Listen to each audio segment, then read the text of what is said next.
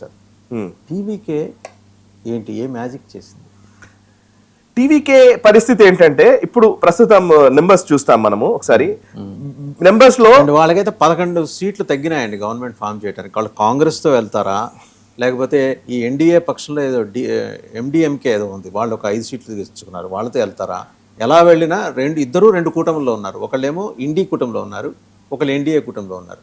వాళ్ళిద్దరిని తీసి వాళ్ళ ఫాదర్ వచ్చి చంద్రశేఖర్ వచ్చి మాట్లాడుతున్నారు, మేము కాంగ్రెస్తో టచ్లో ఉన్నాం.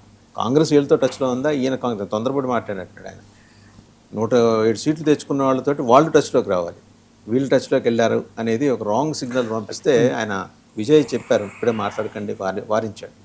అంటే విజయ్ రాజకీయంగా చూస్తే విజయ్ మొన్న ఆయన ఎలక్షన్ ర్యాలీల్లో మాట్లాడిన మాట ఇప్పుడు మళ్ళీ వైరల్ అవుతోంది. ఆయన ఏం చెప్పాడంటే తన ideological opponent Bharatiya Janata party అని చెప్తూనే ఆయన ఒక మాట అన్నాడు, కాంగ్రెస్ పార్టీ ఇక్కడున్న నాయకులు డిఎంకే ట్రాప్ లో ఉన్నారు, డిఎంకేతో ఉన్నారు, ఒరిజినల్ కాంగ్రెస్ మాతో ఉంది అని ఒక ఎలక్షన్ ర్యాలీలో మాట్లాడారు విజయ్.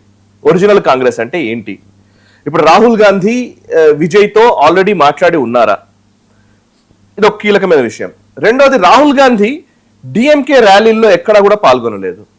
ముఖ్యంగా స్టాలిన్ అండ్ రాహుల్ గాంధీ కలిసి ఒక్క ఎన్నికల ర్యాలీలో కూడా కనిపించలేదు. వాళ్ళిద్దరు ఫోటో ఒక్కట్లేదు 2024 అసెంబ్లీ ఎలక్షన్స్ లో.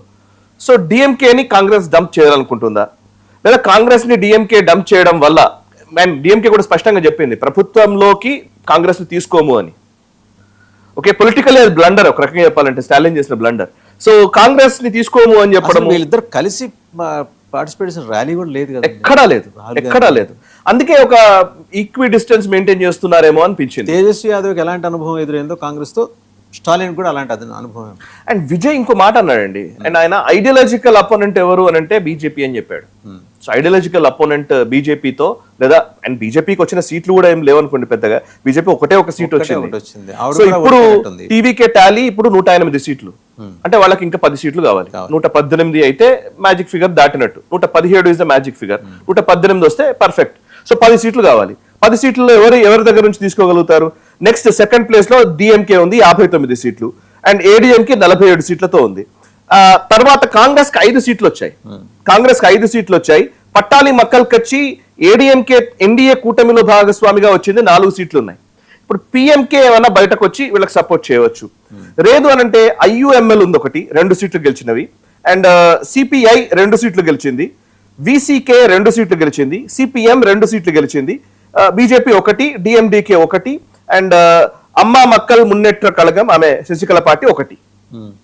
ఈ కాంబినేషన్ లో ఆయన కావాల్సింది 10 సీట్లు. 10 సీట్లలో ఒక 5 సీట్లు కాంగ్రెస్ ఇవ్వవచ్చు. ఓకే, అండ్ పిఎంకే 4 సీట్లు ఉన్నాయి, 9 సీట్లు వచ్చేస్తాయి. ఇంకా సిపిఐ సిపిఎం కలిపితే అవో 4 సీట్లు వస్తాయి.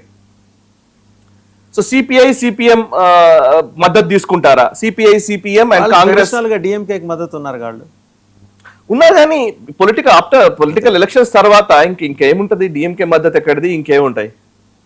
సో దాంతో సమస్య ఏం లేదు. కాంగ్రెస్ కమ్యూనిస్ట్ అలయన్స్ ఇది. అలాగే శశికళ పార్టీ ఒకళ్ళు ఉన్నారు, లేదంటే ఇండియన్ యూనియన్ ముస్లిం లీగ్, ఐయుఎంఎల్ ఉంది, ఐయుఎంఎల్ ఇద్దరున్నారు. అంటే ఇందులో ఏంటంటే ఐయుఎంఎల్ ఉంది, ఐయుఎంఎల్ సంబంధించిన వాళ్ళు ఏముంది, మొత్తం విజయ్ పార్టీతోనే కలిసిపోతాము అని అంటే అయిపోయింది. పొలిటికల్ గా మర్జర్ జరిగినట్టే. మనం ఆ ఆప్షన్ ఉంది కదా ఇప్పుడు లిటరల్ గా మాట్లాడితే. కలవరు కానీ వీళ్ళైతే కలిసే అవకాశం ఉంది, మర్జే అవుతారు, ఏముంది పెద్దగా.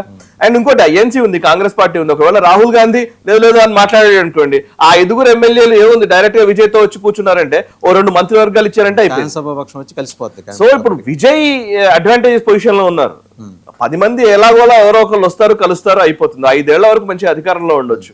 కానీ ఒకటే డౌట్ అండి, ఐడియాలజికల్గా నేను బీజేపీతో డిఫర్ అవుతున్నా అన్నాడు.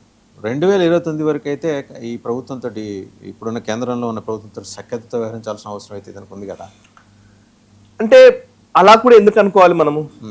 సఖ్యతతో వ్యవహరించడము అని అంటే, అవును సఖ్యతతో ఉంటూనే మళ్ళీ సేమ్ ద్రవిడియన్ రాజకీయాలు తీసుకోవచ్చు. ఖచ్చితంగా ఇతను ఇప్పుడు నాన్ ద్రవిడియన్ అని అన్నారు, కానీ పెరియార్ని భుజాన్ని వేసుకుని తిరుగుతున్న ఆయన ద్రవిడియన్ పార్టీ కాకుండా ఎలా అవుతాడు? నేను విజయ్ విషయంలో నేనేమనుకుంటానంటే అండి, ఆయన కొంచెం తెలివైన వాడనేమో అనిపిస్తుంది నాకు. అంటే ఈజీగా అంటే ఆయన వ్యవహారం గెలిచాడంటే హిందువుల ఓట్లు పడ్డాయి. ఇంతకుముందు మనం ఒక వీడియో కూడా మాట్లాడాము, ఆయన ఒక 10-15 years